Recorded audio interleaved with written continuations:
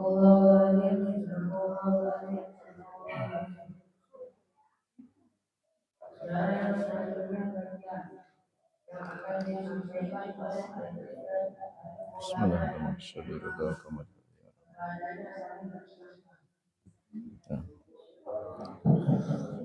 Jazakallah khair. A'udzu billahi minasyaitonir rajim. Bismillahirrahmanirrahim. Alhamdulillah bi ni'matil imani wal islam. Alhamdulillahilladzi hadana li hada wa ma kunna linahtadiya laula an hadanallah.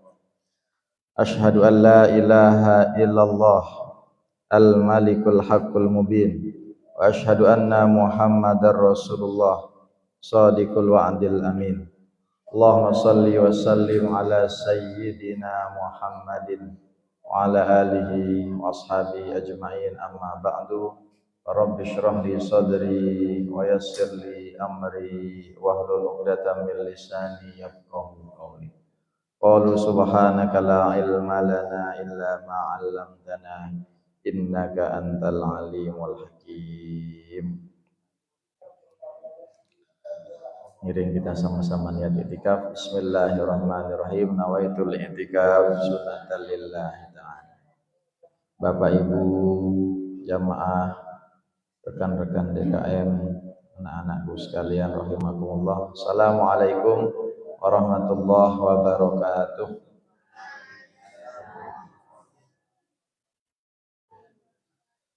Alhamdulillah, kita bersyukur kehadirat Allah Subhanahu wa taala.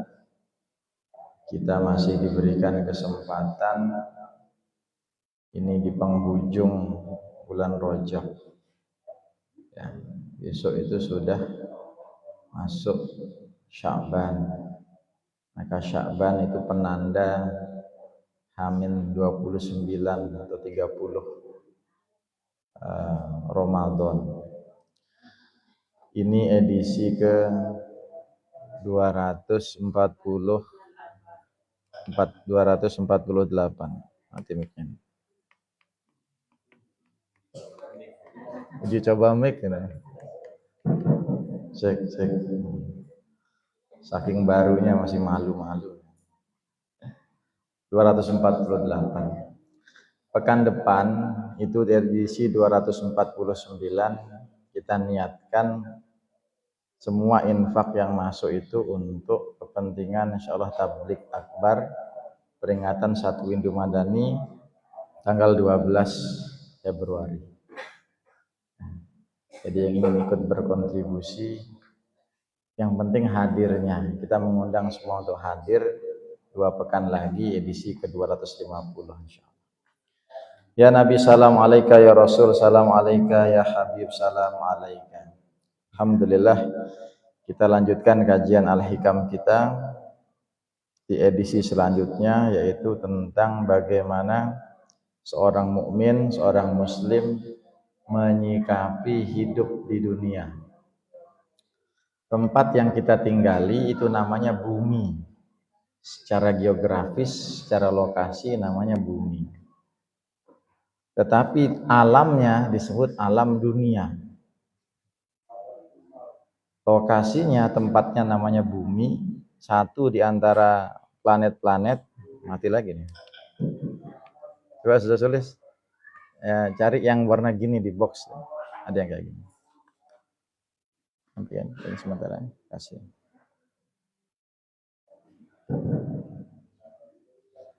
Cek. Sedangkan alamnya alam dunia. Alam dunia itu setelah alam rahim. Alam ruh, alam rahim, alam dunia. Dan umumnya manusia tinggal di alam dunia ini, itu durasinya tidaklah panjang. Kalau dihayati pelan-pelan memang enggak panjang, tapi begitu telah berlalu, maksimal tuh orang, kata Rasulullah SAW, ya, a'mar ummati aglabuhum sitin sab'in, 60 sampai 70 itu umumnya usia orang di dunia, utamanya umat Rasulullah, umat akhir zaman. Oke. Bagaimana kita yang menyikapi dunia? Dunia itu penting. Dunia tempat kita hidup, dunia tempat kita mencari nafkah, dunia tempat kita ya, berbagi, dunia tempat kita beramal. Jadi kalau dibilang penting, dunia itu penting. Sehingga kita harus dibawa sekalian ini. Nah, atau yang cek. Nah, semoga nggak mati. Oke. Cek. Ya. Bagaimana Imam Ibnu Athaillah mengajarkan kita tentang hidup di dunia? Beliau mengatakan la tastagribu al-aqdar ma dumta fi hadhid dar. Jangan heran selama terjadinya kesulitan. Cek, mati lagi. Pakai yang mic kabel lah. Wah, gangguan ham saya. Ya. Jangan heran jika selama kita hidup di dunia ini terjadi hal-hal yang di luar keinginan kita. Kesulitan, kesedihan, bencana, ujian, rintangan, kegelisahan, tidak usah heran. Itu kata beliau. Selama kita masih hidup di dunia. Jadi memang dunia sama masalah itu satu paket. Dunia dengan ujian itu satu, dia bestian. Tidak ada orang yang hidupnya lempeng 100%, tidak ada. Makanya doanya adalah Rabbi shrah li sadri. Ya Allah, jadikan dadaku ini lapang luas. Karena kalau enggak lapang, enggak luas, semuanya akan terasa sempit, semuanya akan terasa gelap, semuanya akan terasa sulit. Jadi bohong kalau ada orang yang update status, alhamdulillah ya hidup saya aman-aman saja, tenang-tenang saja. Mungkin orang yang ngomong gitu, dia sudah bisa mengelola hatinya. Dia sudah berdamai sama dirinya, dia sudah ikhlasnya, ridhonya sudah tinggi pada Allah. Tapi kalau ditanya, pasti setiap kita punya masalah. Maka nggak usah heran. Fa innaha ma abrozat illa ma huwa mustahiqun wasfiha wa wajibun atiha. Kenapa? Bahasa sederhananya itu karena sudah dari sononya namanya dunia pasti ada masalah. Karena sudah menjadi sifat dan karakter dunia, alam dunia itu penuh dengan ujian, penuh dengan cobaan, rintangan. Maka kita itu di salah satu pelajaran mahfuzot itu. Nah, coba Ilham lanjutin ya Ham. Baydatul yaumi. Coba. Lupa. Peng. Baydatul yaumi. Nanti Naila dulu sebentar. Oh, Watih udah belajar ya? Oh ya kelas 3. Naila nih mentok nggak bisa bahaya. Apa Naila? Baydatul yaumi. Baydatul yaumi. Betul, bagus. Baydatul yaumi khairun min dajjajatil ghad. Telur hari ini lebih baik daripada ayam esok hari. Kalau kita cermati, mahalan ayam dibanding telur. Ya, daging ayam lebih mahal daripada telur. Tetapi telur yang ada di tangan kita hari ini itu lebih berharga daripada ayam yang besok hari. Maksudnya apa? Telur sudah ada di tangan kita, sudah nyata-nyata ada di genggaman, itu yang nyata, yang real, nikmati. Nggak usah makan pas makan telur, enak ya kalau ada ayam. Belum tentu ada ayam. Masih besok, masih impian, masih belum terwujud, masih belum ada fisiknya. Itu maksudnya. Jadi kesempatan hari ini itu lebih baik, berharga, lebih mahal daripada yang besok. Itu sebenarnya sindiran, teguran kepada kita terkait umur di dunia. Kapan mau beramal? Nanti dah. Tunggu saya usia 40 tahun baru saya rajin sholat. Padahal anugerah itu sekarang. Kita ini sedang menggenggam telur, bukan sedang ngejar ayam. Ayamnya belum tentu dapat, telurnya sudah jelas pecah kalau ditinggal. Artinya telur hari ini lebih baik, lebih berharga daripada ayam esok hari. Itu maksudnya. Nah, yang hari ini itu lebih baik itu kalau urusannya adalah urusan makanan atau tadi telur sama ayam. Kecuali perkara akhirat. Perkara akhirat itu serba lebih baik belakangannya selama dia baik. Contohnya begini. Mana mahalan dunia sama akhirat? Akhirat mahalan. Tidak bisa kita pakai prinsip ini, baydatul yaumi khairun min dajajatil ghad. Dunia lebih baik daripada akhirat. Salah. Ya. Kalau perkaranya dunia, dipakai prinsip itu, baydatul yaumi, telur hari ini lebih baik daripada ayam esok hari. Tapi kalau perkaranya adalah perkara akhirat, ya, kehidupan dunia sama kehidupan akhirat, mulia mana? Mulia akhirat. Kehidupan dunia sama kehidupan akhirat, lebih kekal mana? Lebih kekal akhirat. Dunia sama akhirat lebih tinggi mana di hadapan Allah, di sisi Allah? Lebih tinggi akhirat. Jadi ada batasan di mana slogan itu, ungkapan itu digunakan. Maka jamaah sekalian rahimakumullah, ketika kita meyakini bahwasanya dunia ini adalah tempat dan rumahnya ujian, adab dan etika kita kepada Allah Subhanahu wa taala itu harus pertama yakin sama Allah, yakin bahwasanya Allah Maha Kuasa. Kemahakuasaan Allah ini mampu merubah situasi dan keadaan kita. Ini yang harus diyakini. Kalau Allah kita yakini sebagai zat yang maha kuasa, maka Allah akan sangat mudah membolak-balikkan kondisi dan situasi kita. Mungkin kita pernah mengalami hidup terpuruk nih, cuma masing-masing berhayal ingat-ingat. Saya seusia sekarang, kapan saya pernah sedang lagi down, lagi jatuh, lagi turun. Di posisi yang sangat rendah itu ketika kita serahkan sama Allah, dibalikkan lagi. Ibaratkan orang main bola, ya, lempar bola basket jatuh, pantulannya itu kadang lebih tinggi daripada posisi kita. Kita jatuhkan bola basket dari sini, begitu ke bawah karena tanahnya, semennya, lantainya keras, pantulannya, loncatannya lebih tinggi daripada posisi asalnya. Begitu kadang kehidupan kita. Maka kita yakin kalau Allah Maha Kuasa, Allah itu pasti maha merubah dan mampu merubah kondisi kita. Allah itu sangat mampu menjaga alam semesta, mengganti, memutarbalikkan siang dan malam. Masalah kita itu kecil sekali, ya, sederhana sekali. Maka dikatakan Allah Al-Kafi, Allah yang mencukupkan hajat dan kebutuhan hamba-hambanya. Allah Al-Mudabbir. Mudabbir itu artinya mengurusi, ya, mengurusi. Manusia mengurus perkara, bisa saja orang itu kecewa, masih sakit hati. Pemerintah kita sudah berusaha maksimal, tetap aja diomongin, ini nggak beres, ini kurang, ini nggak adil. Tapi kalau Allah Al-Mudabbir pasti mengaturnya itu dengan kebijaksanaan, pasti dengan keistimewaan, pasti dengan kemuliaan.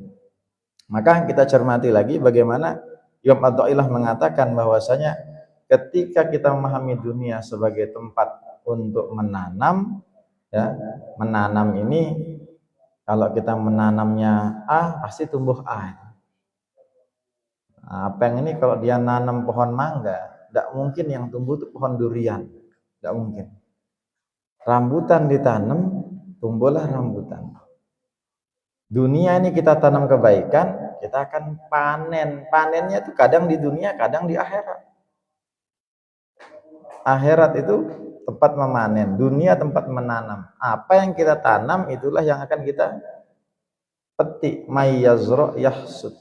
Siapa yang menanam, dia yang akan memanen. Nah, yang kita panen itu tergantung pada bagaimana kita menanamnya di dunia. Tapi kadang ada kita sudah berusaha nih, tidak sesuai dengan keinginan kita. Yang cerita sedikit. Yang termasuk dengan beberapa teman dulu pengen tuh pergi tuh ke Mesir, pengen ke Mesir. Mesir itu, ya, bisa dikatakan satu-satunya negara yang disebutkan nama negaranya secara terperinci, jelas, detail dalam Al-Quran. Ihbitu Misra fa innalakum ma sa'altum. Pergilah kamu ke Mesir. Itu katanya dalam Al-Quran. Allah Subhanahu wa taala berfirman demikian. Mesir disebut kata Mesir. Bukan ihbitu Indonesia atau ihbitu Amerika. Tidak ada. Tapi Mesir. Pengen ke Mesir. Makanya kita ada candaan dengan teman-teman. Ke Mesir tuh dua pilihannya. Mau ngikut Nabi Musa atau mau ngikut Fir'aun. Kamu pilih mana? Mau ngikut Nabi Musa atau Fir'aun? Nah, orang yang ke Mesir itu punya banyak kesempatan untuk belajar. Tapi itu bukan satu-satunya tempat belajar. Ketika kita pengen ke satu tempat, satu daerah, ternyata tidak dikabulkan. Nah, itu harus meyakini Allah Maha Kuasa, Allah Maha Mudabbir, Allah Maha Al-Kafi, Allah yang Maha mencukupi, tahu dengan yang pas, yang terbaik untuk kita.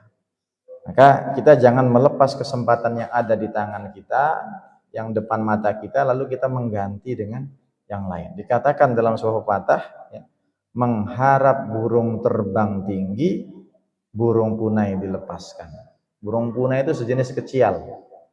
Kita sudah punya merpati, kita sudah punya gagak, kita sudah punya apa lagi, burung-burung yang mahal nih, perkutut, tengkukur. Kita sudah punya itu, tetapi yang kecil yang kita pengen tuker, kita pengen ganti. Ya, ibarat orang sudah punya helm, punya motor, helmnya mau motornya dilelang. Ya, kira-kira motor sama helm mahalan mana nih? Gak usah yang merek lah ya, gak usah yang merek. Kalau motornya ciketer, tidak bagus dengan bandingin sama helm. Nggak ini tuh, nggak pas perbandingan. Umumnya nih harga normalnya motor sama helm mahalan mana? Mahalan motor. Kalau kita sudah punya motor, jangan tukar sama helm. Kalau kita sudah punya sesuatu yang jelas-jelas dalam diri kita, jangan tukar. Saya kadang terus terang, kalau misalnya waktu maghrib menjelang isya ini, misalnya kebetulan lagi ke Mataram, sekali misalnya kita ke pusat perbelanjaan atau terpaksa harus belanja, misalnya ke mall. Saya sekali terlintas, ya Allah, ini kalau di rumah nih pasti sedang ngaji nih sama ustazah. Kalau di rumah nih sedang nyimain ustazah nih. Kalau sedang di rumah nih pasti sedang lagi ngapain. Sering terpikir begitu. Makanya kesempatan kita yang seperti ini, oh itu jangan ditukar dengan yang lain. Ya, mahal. Ya, kita angkat topi untuk mereka yang berusaha siang dan malam bekerja luar biasa, mungkin untuk memenuhi kebutuhannya. Karena kalau nggak berusaha juga banyak tanggungan, banyak yang harus dilunasi, banyak yang harus diselesaikan. Tetapi umumnya orang harus bisa membagi waktu, membagi diri ketika kapan dia beribadah, ketika kapan dia hidup untuk mencari nafkah. Maka ketika kita punya sesuatu yang berharga, jangan kita lepaskan, kita mudah-mudah untuk ganti dengan yang lain. Etika kita kedua kepada Allah setelah percaya, yakin, adalah jangan memaksa Allah. Karena kalau memaksa Allah ini kesannya sok tahu nih. Ya Allah, sekarang saya sudah usia 25, ya Allah, jodoh kok belum datang. Ayo cepetan ya Allah. Kita nih sok tahu kadang sama diri kita. Kecuali belum berusaha. Kalau sudah berusaha, kalau sudah berupaya, berikhtiar, belum, berarti kita sudah menunaikan hak kita. Kewajiban kita. Kewajiban yang sudah kita tunaikan itu adalah menunggu kewajiban daripada Allah. Kalau kita dianggap pantas, layak, maka kita akan disegerakan. Kemarin beberapa saat yang lalu saya dapat postingan bagus dan saya sampaikan ke ustazah-ustazah. Usi nafsi kepada setiap pasangan suami istri ya yang sudah menikah. Buku nikah kita itu jangan sampai mampir ke pengadilan agama. Buku nikah yang warna hijau sama merah itu jangan sampai mampir ke pengadilan agama. Ustazah lanjutkan. Tapi bawa dia ke lupa agama. Jangan sampai ke pengadilan agama, tapi bawa ke Kementerian Agama untuk daftar haji umroh. Ini sama-sama jalan nih. Yang satu buku nikahnya yang merah sama hijau tuh ke pengadilan. Kalau pengadilan ngapain tuh kira-kira tuh? Nah, begitu urusnya. Tapi kalau ke kantor Kemenak, Kementerian Agama itu urusannya bukan karena sengketa, bukan karena masalah, tapi daftar bareng, ya niat bareng itu. Makanya di nasihat-nasihat pernikahan tuh harus sering diingatkan. Karena itu pesan buat pengantin baru dan pengantin layak juga. Pengantin muda sama pengantin tua sama itu nasihatnya itu. Nah, kalau di nasihat pernikahan tuh ada yang menyasar kepada pengantin baru, ada yang menyasar ke pengantin lama. Jangan hanya pengantin baru saja yang dinasihati, pengantin lama itu juga perlu dinasihati. Sebenarnya istilah pengantin lama bener nggak sih? Pasangan lama gitu ya. Pengantin itu kan ya orang yang baru menikah. Jadi jangan kita memaksa Allah karena kesannya sok tahu kita sama Allah. Kita seakan-akan paling paham, ya Allah, saya paling mengerti hidup saya paling paham hidup saya, maka kamu harus ikuti mau saya. Kabulkan dong. Nah, ini naudzubillah. Kita sok tahu dengan diri kita, ya. Yang ketiga, terhadap takdir Allah, al-imanu bil qada wal qadar khairihi wa syarrihi, jangan ragu, jangan kita jemu. Ya Allah, saya kok ditakdirkan kenal Islam dari bayi ya. Coba saya masuk Islam usia 35. Dong sebentar saya sholat ini. Sebentar saya, kalau kita masih usia kita di sini. Bersyukur harusnya kalau lahir ceplok langsung muslim, muslimah, bersyukur. Potensi dapat pahalanya lebih banyak, derajatnya bisa lebih tinggi. Idealnya begitu. Jangan kita bosan jemu. Duh, kenapa nih Ramadan mau datang? Yang dibayangkan yang susah-susahnya aja nih. Wah, ini lapar lah, haus lah. Ada nggak yang dari sekarang sudah mulai, aduh, azan. Patih nggak? Ali azan li, sini, didengar sama bapakmu sini. Ya, cepat sini. Apa yang azan bang? Ate? Oh sudah siap, Ate. Sini, sini, sini. Sini, sini.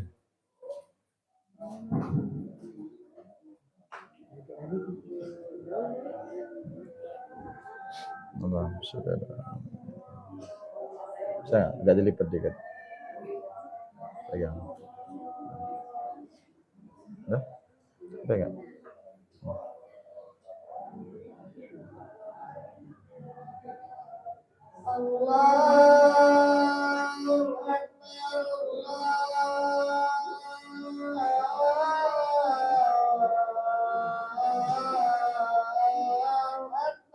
Allahu Akbar, Allahu Akbar,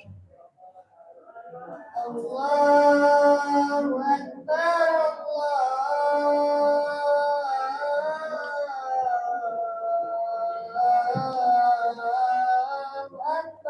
Allahu Akbar, Allahu Akbar, Allahu Akbar. Asyhadu an la ilaha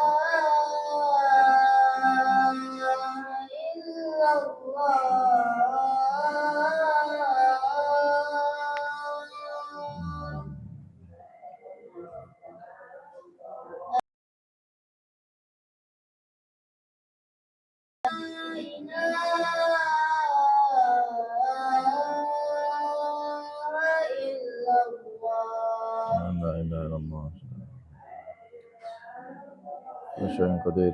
Asyhadu anna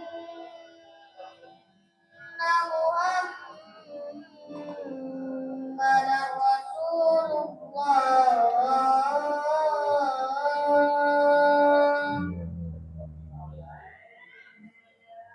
Asyhadu anna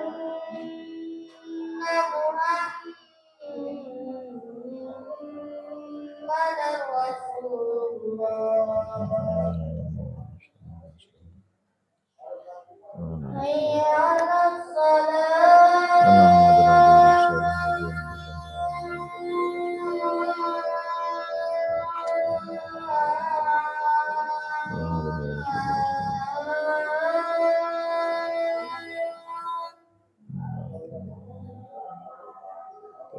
حي على الصلاة حي على حي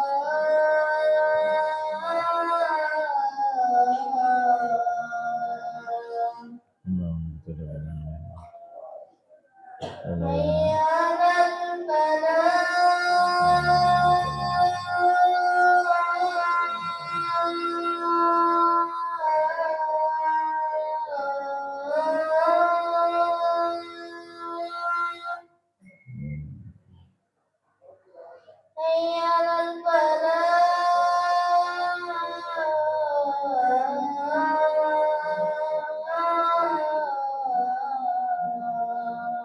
لا لا قوة إلا بالله. الله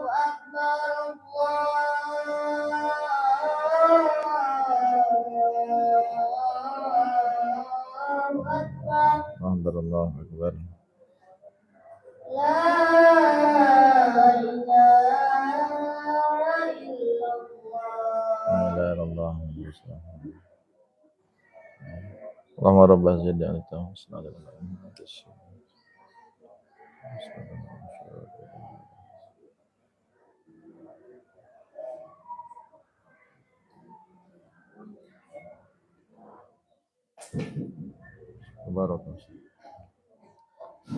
Ya. Jazakallah khairan. Biar tidak lupa, tadi ayat yang dibaca sama Ustazah Oya. Peng, deketin besok ya ngajinya. Kaget Ustaz. Dan setiap yang berhidup pasti akan mati. Suara dari langit itu. Jadi yang dibaca Ustazah Oya tadi 2 ayat. Yang pertama tentang bagaimana dunia dijadikan Allah, baik dan buruknya ujian bagi kita. Yang kaya diuji dengan kekayaannya, yang pintar diuji dengan kepintarannya, yang cantik, yang tampan diuji dengan cantik dan tampannya. Yang punya anak diuji dengan anaknya, yang belum dikasih anak diuji dengan tidak punya anaknya. Ya. Semua kita ini sedang diuji. Itu ayat yang pertama. Ayat yang kedua adalah innama yuwaffas sabiruna ajrahum bighairi hisab.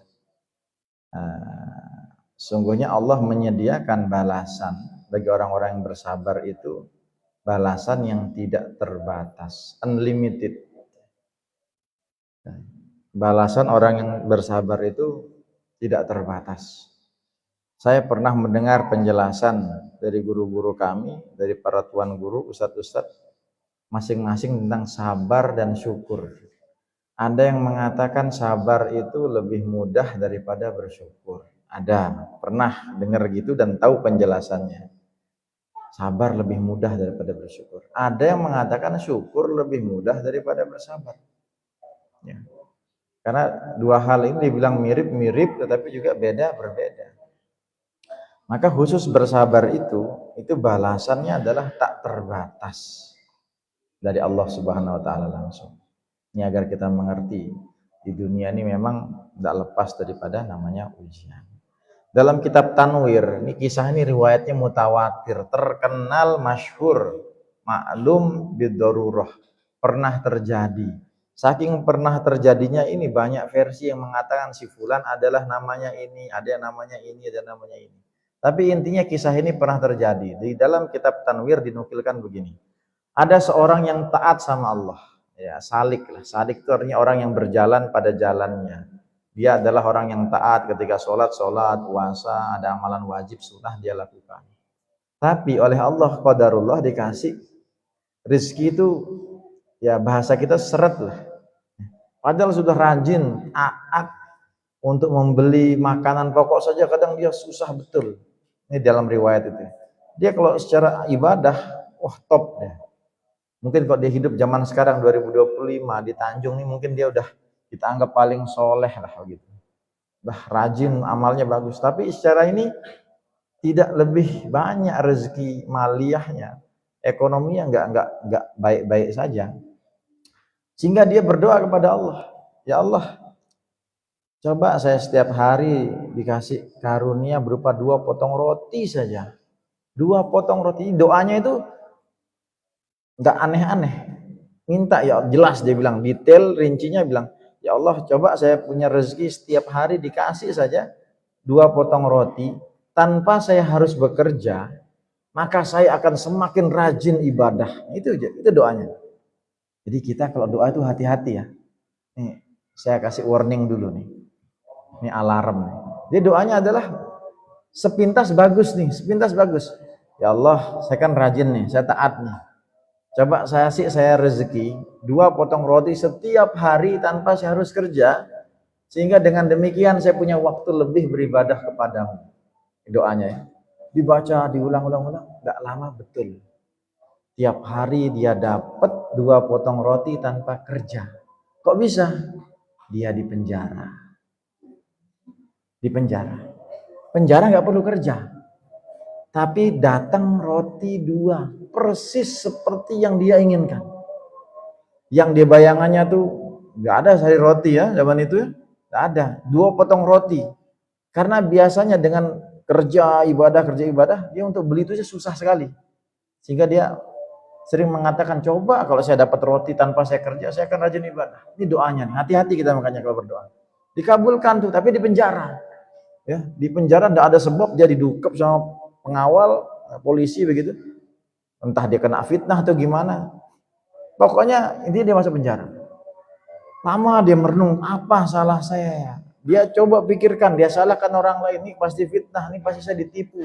Pasti saya ini adu domba dan sebagainya. Tiba-tiba dalam kitab Tanwir dikatakan ada suara jelas sekali di telinganya. Nah, suara-suara begini itu 2 macam. Ada yang mungkin didengar oleh semua orang. Ada suara juga hanya yang didengar oleh dirinya saja. Nah, saya ulangi. Kita kadang ya kalau ada pengumuman gitu, innalillah gitu dari Masjid Agung, semua kampung dengar tuh.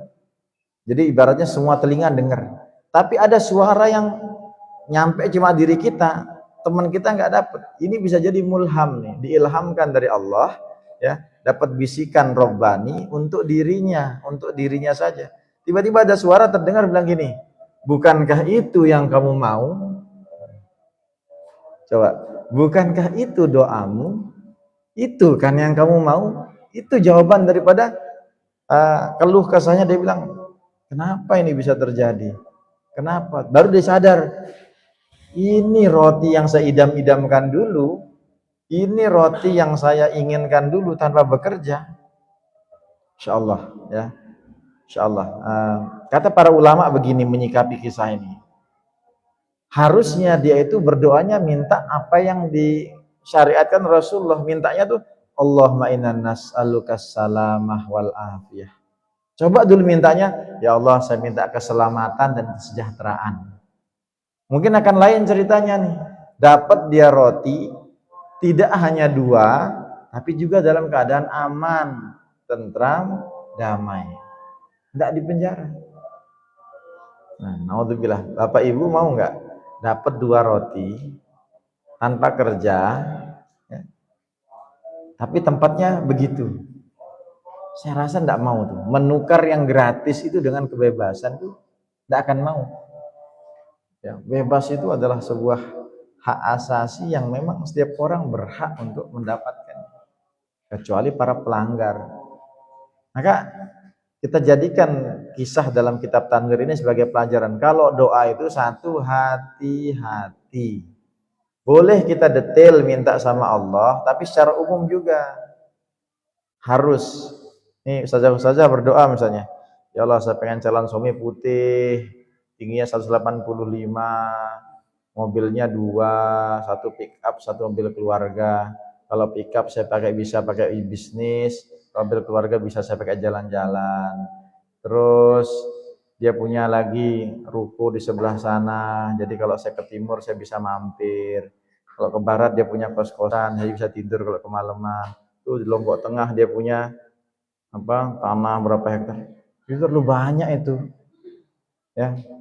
Makanya saya pernah katakan itu, pernah ada yang minta ketika dijelaskan, saya nikahilah seorang wanita ya, karena kecantikannya, parasnya, karena nasabnya ya, karena hartanya, karena agamanya. 4 kriteria agama 4 kriteria calon istri dalam Islam yang ideal. Terus ada yang nanya, Ustaz, kalau ada yang begitu kasih tahu dong saya. Terus dibilang balik sama Ustaz itu, kalau ada yang begitu buat saya saja, ngapain saya ngasih kamu. Jadi memang susah terkumpul 4 macam dalam satu pribadi. Susah. Bukan mustahil. Ada tetapi tidak banyak. Jadi biasanya ada saja kurangnya. Dari 4 tuh 3 dari 4. Ya. 4 dari 4 sudah spesial. 3 dari 4 alhamdulillah. 2 dari 4 ya syukuri. 1 dari 4 ya banyak-banyak istighfar. Itu kan ujiannya. Nah, tapi kalau nggak ada 4-4-nya sama sekali, ya jangan dipilih. Maka kata Rasulullah, fazbar bizatiddin taribat yadak. Utamakan, prioritaskan, dahulukan agamanya, kamu akan beruntung. Nah, agamanya. Ya. Agama itu semakin diasah, semakin matang. Ya. Cantik, semakin menurun, ya, menyusut. Ya. Nasab ya. Orang itu bisa nasabnya mulia karena keluarganya, tapi lama-lama dia akan tentukan nasabnya sendiri. Harta bisa fluktuatif tuh, bisa naik, bisa turun. Tapi kalau agama cenderung dia naik, makin taat. Itu sunatullahnya begitu. Ya, maka kita harus menyikapi kisah dalam kitab Tanwir itu. Kalau kita berdoa hati-hati, perlu detail seperlunya, tetapi jangan terlalu detail memaksa Allah. Ini kurang beradab kita sama Allah. Ya. Secara umum kita minta yang umum, boleh doa panjang boleh, tetapi yang umum-umum. Nanti kalau mau detail ya pas sujud terakhir sholat sunnah. Ya. Kemarin ada yang nge-share di grup, alhamdulillah mengingatkan kita ya, doa malam Isra Mi'raj itu ya, itu ya dibaca, diamalkan bagi yang sempat. Silahkan. Ya, ini kita sudah meninggalkan bulan Rajab, masuk bulan Sya'ban, tetap kita harus berdoa, Allah barik lana fi Rajab wa Sya'ban wa ballighna Ramadan. Kenapa Rajab disebut lagi? Karena bisa jadi ya ada waktu-waktu yang kita kurang maksimal, semoga dianggap atau dipenuhi dengan sisi-sisi keberkahan dari Allah Subhanahu wa taala. Maka H-30 ini mari kita maksimalkan kesempatan untuk jangan terbiasa menunda kesempatan atau menunggu kesempatan datang kepada kita atau menunda amal.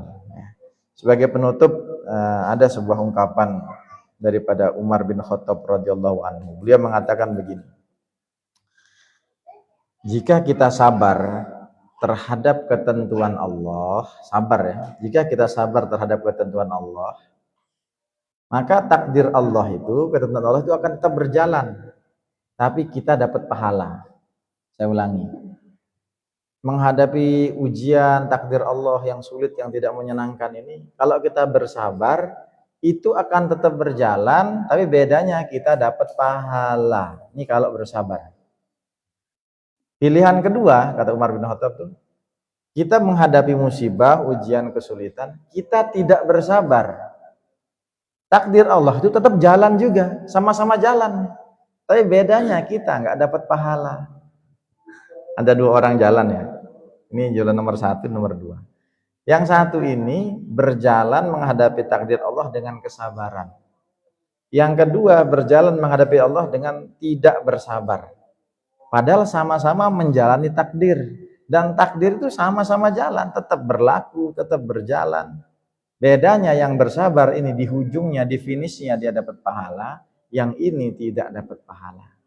Maka tentukan pilihanmu, kata Sayyidina Umar. Kamu pilih jadi mana nih?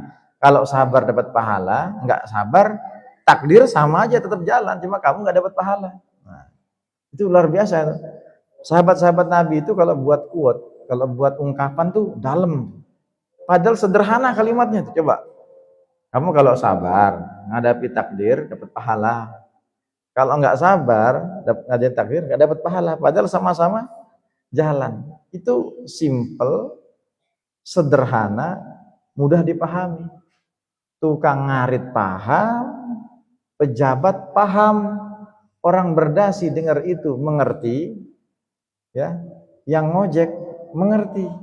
Jadi bahasanya nggak rumit, insyaallah. Jadi itu ciri khas sahabat-sahabat Nabi itu kalau membuat istilah, membuat ungkapan itu pasti mengena, sederhana. Enggak yang diperdebatkan ilmiah pakai istilah yang rumit-rumit, enggak, sederhana tetapi dalam maknanya. Jadi usi nafsi wa iyyakum, ya, kita harus memahami apa yang dipesankan oleh Imam Ibnu Athaillah As-Sakandari dalam kitab Al-Hikam ini.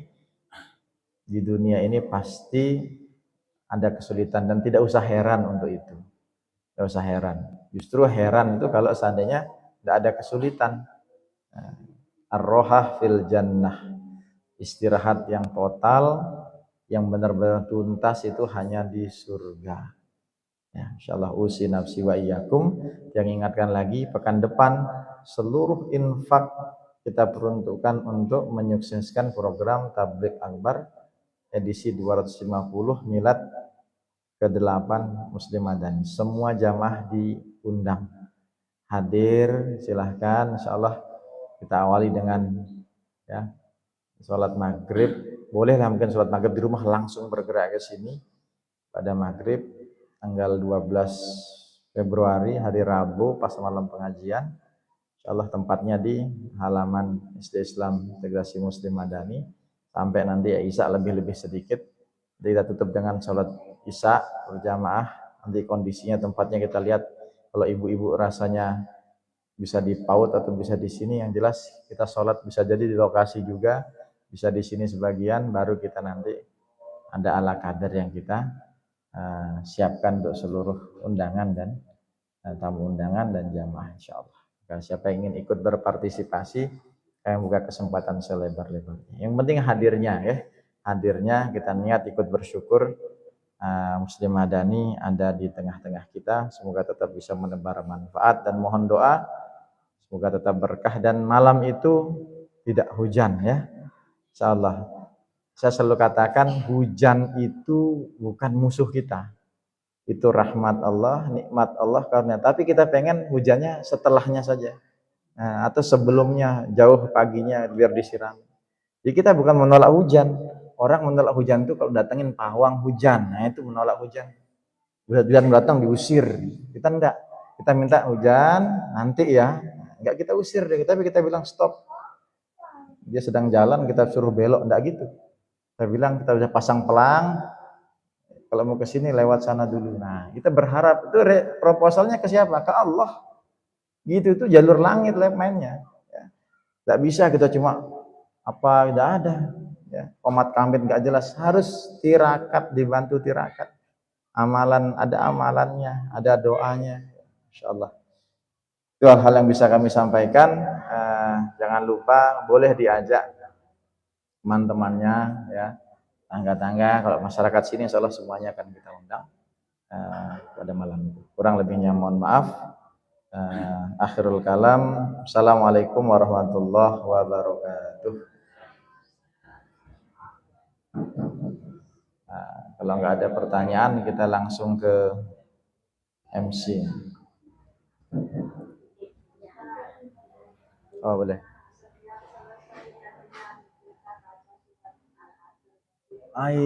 Betul. Itu pernah saya sampaikan, betul. Ya inilah manusia. Di kepala kita nih mikirin utang, mikirin, macam banyak sekali di kepala kita nih. Betul, wajib makasih.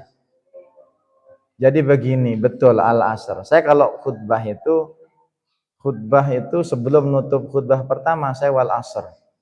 Itu ngikutin para sahabat. Sahabat hidup sama zaman Rasulullah dan tidak ditegur sama Rasulullah berarti boleh. Jadi sunnah Nabi itu ada qauliyah, ada yang qala Rasulullah itu sunnah qauliyah. Ada sunnah takrir, sunnah fi'liyah yang Rasulullah sholatnya bagaimana tanpa ngomong, tapi Rasulullah bergerak sujud rukunya begitu, itu namanya sunnah fi'liyah. Dilihat sama sahabat, oh gerakannya Nabi itu fi'liyah, perilaku Nabi. Ada qauliyah, ucapan, ada fi'liyah. Yang ketiga takririyah. Takririyah itu sahabat melakukan, Rasulullah nggak komen. Kadang Rasulullah komen, bilang mantap gitu.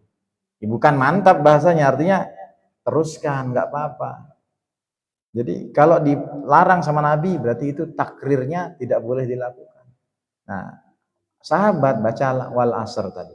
Saya praktekkan itu ketika khutbah. Di majelis ilmu bagus kok diamalkan. Betul, wajib. Makasih. Jadi di penghujung, nah, ini saya dah yang nutup dia, nyampaikan wal asr. Kenapa? Wal asr itu dikatakan dalam riwayat para sahabat itu tidaklah dua orang sahabat atau perkumpulan para sahabat mereka sebelum berpisah meninggalkan sebuah majelis pasti mereka membaca suratul asr. Wal asr innal insana lafi. Ini jangan hati-hati ya. Baca wal asr sama tin itu sering kebalik orang. Wal asr innal insana lafi khusr illal ladzina amanu wa amilus solihati falahum ajrun. Itu loncat ke atin itu. Atau kebalikannya. Innal ladzina amanu wa amilus, yang harusnya walahum ilal ladzina amanu wa amilus solihati wa tawas, mirip persis tiplak ketiplak-tiplak bagaikan pinang dibelah dua. Sama. Makanya imam tuh harus ingat nih. Kalau saya rakaat kedua Isya tuh atin, mesti atin tuh. Karena sedang itu Rasulullah, kita niatin Rasulullah baca atin setiap sholat Isya. Entah rakaat pertama, rakaat kedua saya niat. Nah, kita harus ingat nih, saya baca nih watin tuh wal asr pertama. Kalau atin ya udah falahum. Kalau wal asr illal ladzina amanu wa amilus wa tawasaw. Jadi fadilahnya itu apa? Itu menunjukkan tentang waktu ya, demi masa. Allah yang membolak-balikkan waktu, melipat waktu, mempercepat atau memperlambat waktu. Ya, jadi itu amalannya para sahabat yang oleh Rasulullah tidak ditolak, tidak dikomentari, disuruh lanjutkan saja. Maka kita bagus mengamalkan. Kita baca mengakhiri kajian ini dengan suratul asr. Bismillahirrahmanirrahim. Wal asri innal insana lafi khusr illal ladzina amanu wa amilus solihati wa tawasaw bil haqqi wa tawasaw bis sabr. 1 menit. Imam An-Nawawi dalam kitab Riyadhus Shalihin menjelaskan pendapat Imam Asy-Syafi'i. Beliau mengatakan, kalaulah Allah, Imam Syafi'i ini, imam mazhab fikih kita, kalaulah Allah cuma menurunkan 1 surat, bayangkan, kalaulah Allah cuma menurunkan 1 surat saja dalam Al-Quran, padahal surat dalam Al-Quran berapa? 114. Kata Imam Syafi'i, kalau cuma 1 surat saja yang Allah turunkan untuk umat ini, untuk umat manusia, maka 1 surat itu sudah cukup dengan surat Al-Asr. Itu pendapatnya Imam Asy-Syafi'i. Mungkin penjelasannya kenapa cukup, itu nanti penjelasannya untuk di permulaan kajian pekan depan. Saking dahsyat maknanya, bobot kandungannya, artinya itu mantap sekali. Ayatnya cuma 3, tetapi dianggap cukup mencukupi seandainya Allah cuma menurunkan 1 surat saja. Itu dari Imam Syafi'i. Terima kasih. Sekali lagi, Assalamualaikum warahmatullahi wabarakatuh. Nah, tutup.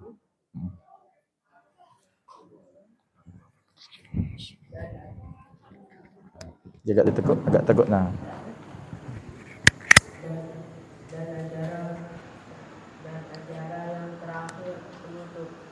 Marilah kita tutup acara kajian kita pada malam hari ini.